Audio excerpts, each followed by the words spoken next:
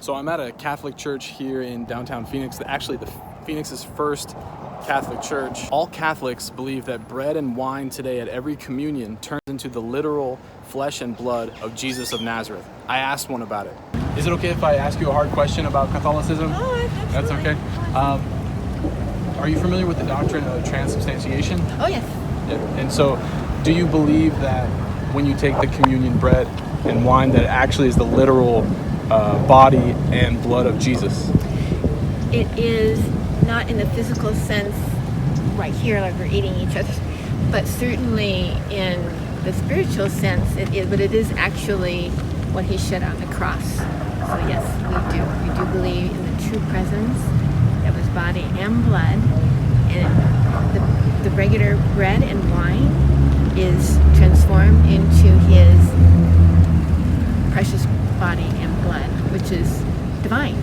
So, yes. But not in a physical way. Well, not like what you're eating flesh like that. You know, some people think, well, you're eating this, you know, but it's not in that way where you're eating like someone who's eating someone's flesh. But yes, it certainly it becomes a part of who we are. It comes in.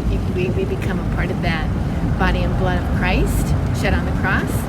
So, in a real, it has a tangible sense about it, I guess you might say. And so if we were to take a piece of bread that had already been blessed, that had already been transformed, and we analyze the particles, the chemical makeup of that substance, would we find the molecules that make up human flesh in that bread?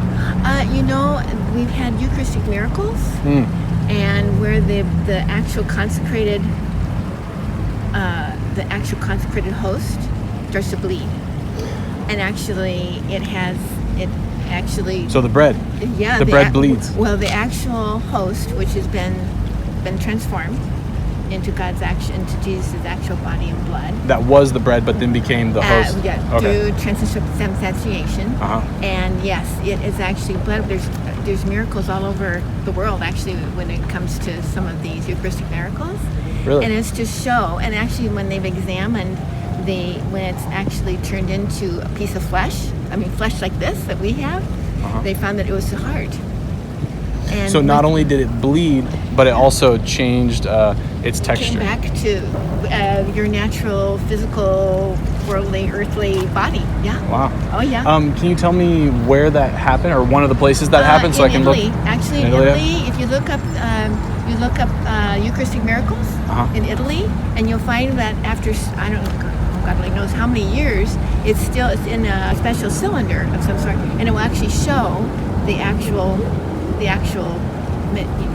flesh.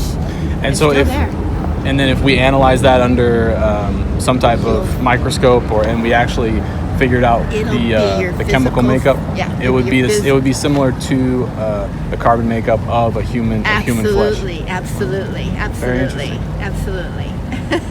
Interesting. Well, I'm going to look that up. I'm going to see. Look up in Italy. You said it was in Italy, okay. And I'm not too sure. I'm not sure if it's in Rome, but look up Eucharistic miracles, just in general, and look up specifically for maybe a Eucharistic miracle that took place in Italy. Okay. Okay. Awesome. Well, thank you. I appreciate you. Oh, you're welcome.